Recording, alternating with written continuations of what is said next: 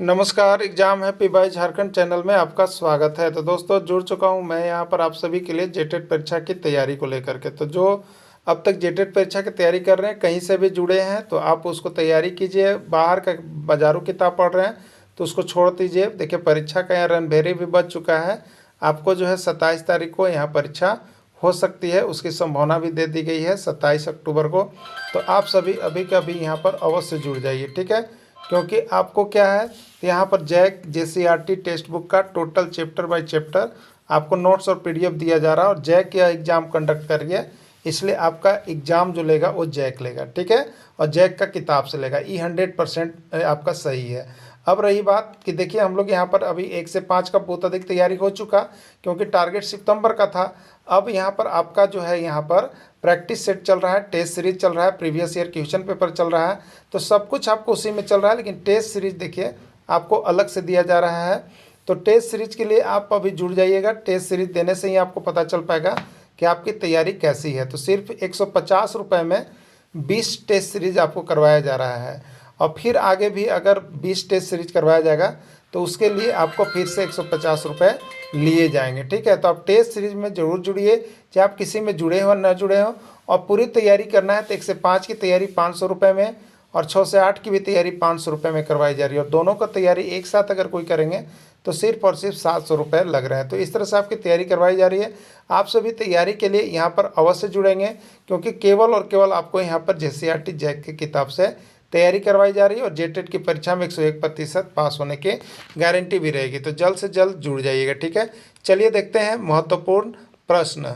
इस वीडियो में देखिए, हम आपके लिए यहाँ पर JCRT टेक्स्ट बुक के आधार पर आपको ज्योग्राफी यानी भूगोल सेक्शन के महत्वपूर्ण प्रश्नों को लेकर के आए हुए हैं, ठीक है। तो यदि आप 1 से 5 शिक्षक की तैयारी कर रहे हैं तो यह आपका GS सेक्शन के अंतर्गत काम करेगा।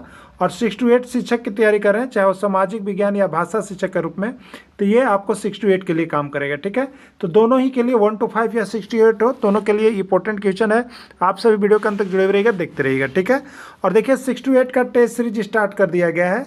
जो 6 to 8 में है, अगर वो टेस्ट सीरीज में शामिल होना चाहते हैं तो 20 टेस्ट सीरीज के लिए आपको 200 रुपये लग रहे हैं, जिसमें 200 रुपये दे करके आप टेस्ट सीरीज में भाग ले सकते हैं। जिसमें यहाँ पर 10 लोगों को, टॉप 10 लोगों को यहाँ पर पुरस्कृत भी किया जाएगा। तो आप सभी अभी के अभी अवश्य जुड़ जाइएगा वीडियो देखने के बाद। मोबाइल नंबर पहले आपको दिया गया है, उस मोबाइल नंबर से आप संपर्क कर लेंगे, ठीक है। चलिए देखिए, वैसे संसाधन जो प्रकृति से प्राप्त किए जाते हैं क्या कहलाते हैं?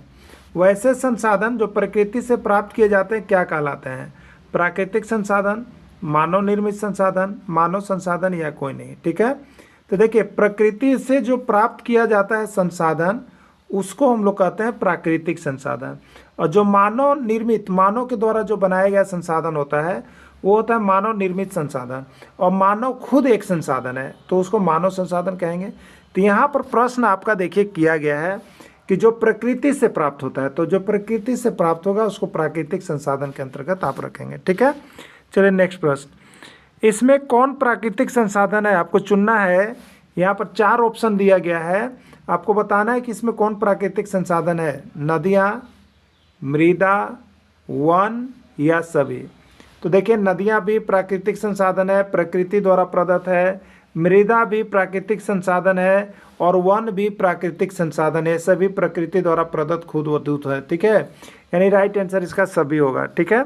चलिए अगला देखिएगा, निर्जीव संसाधनों से प्राप्त संसाधन कहलाते हैं जैव संसाधन, अजैव संसाधन, दोनों या कोई नहीं, ठीक है।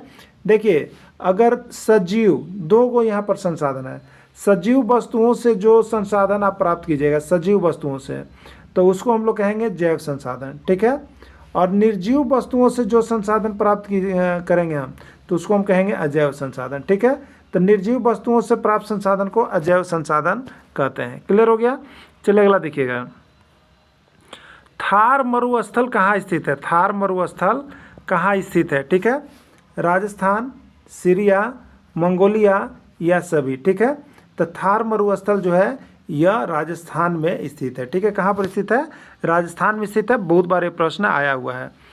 सारंडा वन कहाँ पाया जाता है बताइएगा आप सभी। सारंडा वन जिसमें बहुत से बहुत विशाल जंगल, और आपको जो है यहाँ पर बहुत से हत्याएं भी की गई है, बहुत से जंगल यहाँ पर आपको पुलिस की हत्या भी कर दी गई है, नक्सलियों से ये भरा हुआ जंगल है।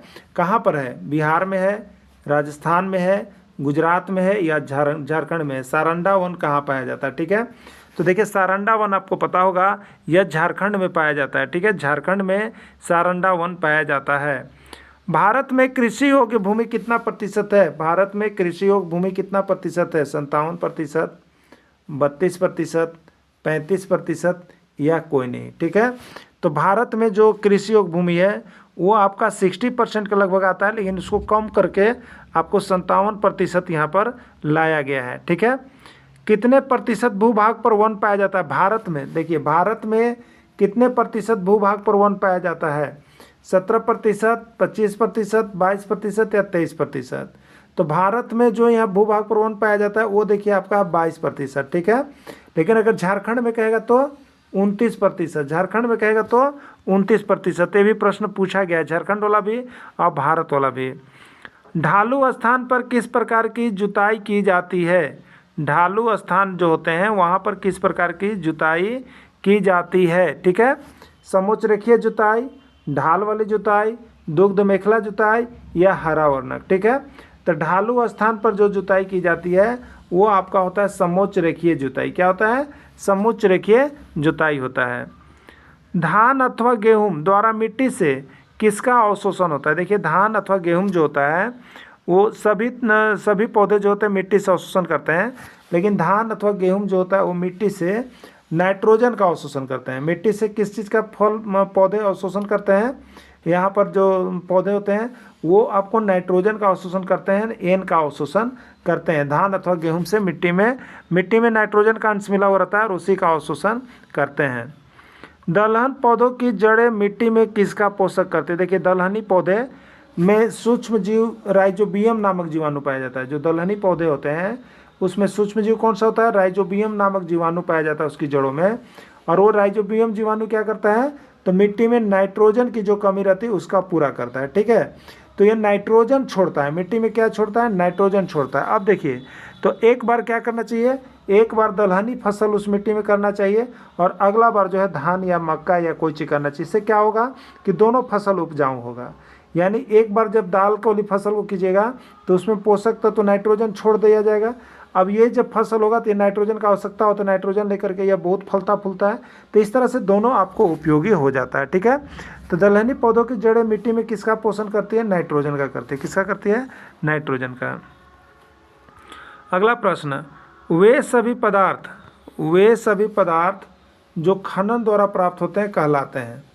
वे सभी पदार्थ जो खनन द्वारा प्राप्त होते हैं वे क्या कहलाते हैं? खनिज, खान, अधातु या कोई नहीं। ठीक है, तो वे सभी पदार्थ जो खनन द्वारा प्राप्त होते हैं उसको हम लोग खनिज कहते हैं। क्या कहते हैं? खनन द्वारा जो प्राप्त होते हैं उसको हम लोग खनिज कहते हैं।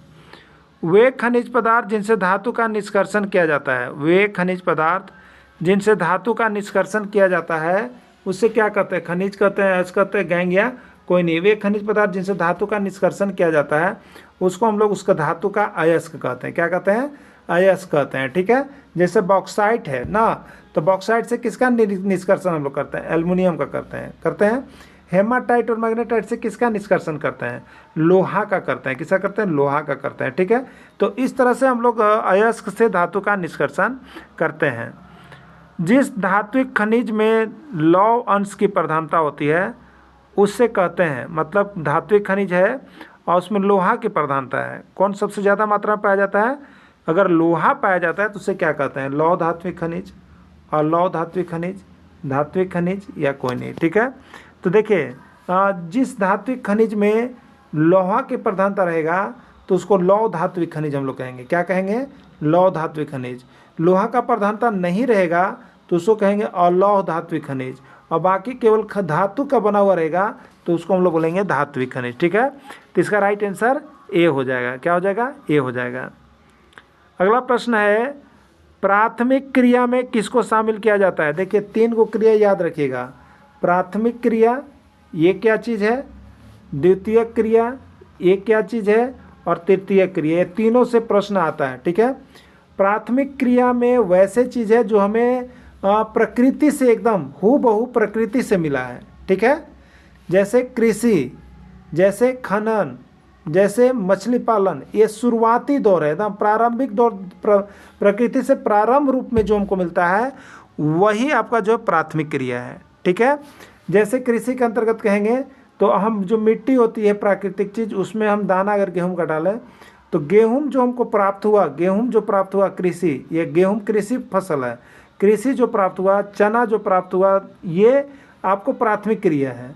लेकिन अब गेहूं जो बाहर निकल गया, उत्पादन हो गया, तो गेहूं प्राथमिक क्रिया था, लेकिन गेहूं से जो आटा बन गया ये द्वितीयक क्रिया हो गया। ये क्या होगा? द्वितीय।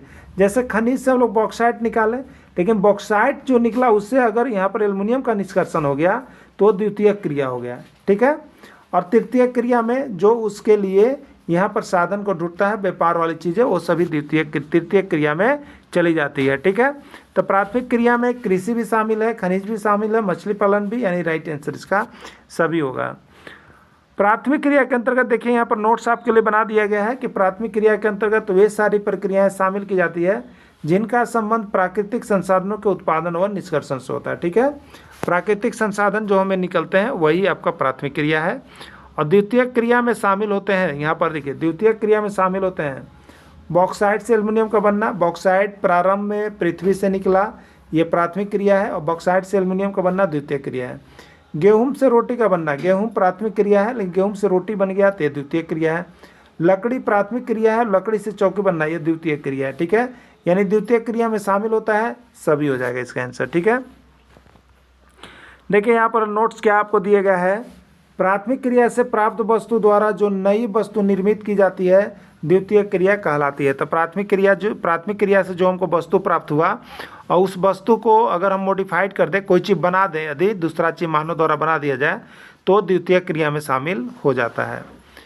पीसी कल्चर का संबंध किससे है? मत्स्य पालन, कृषि कार्य, अंगूर उत्पादन या कोई नहीं। ठीक है, तो देखिए पीसी कल्चर का संबंध जो है आपका मत्स्य पालन से है, मछली पालन से होता है। भारत में चाय का सबसे अधिक उत्पादन किस राज्य में होता है? भारत में चाय का उत्पादन सबसे अधिक किस राज्य में होता है? पश्चिम बंगाल, तमिलनाडु, असम या केरल। ठीक है, तो भारत में चाय का सबसे अधिक उत्पादन जो होता है वो असम होता है। असम का यहाँ पर प्रचार भी सुनते हैं, असम की खुली चाय ना। बायोगैस में मुख्यतः कौन सा गैस पाया जाता है? बहुत इंपॉर्टेंट प्रश्न है और बार बार आता है, इसलिए आपको हम यहाँ ले लाए हैं।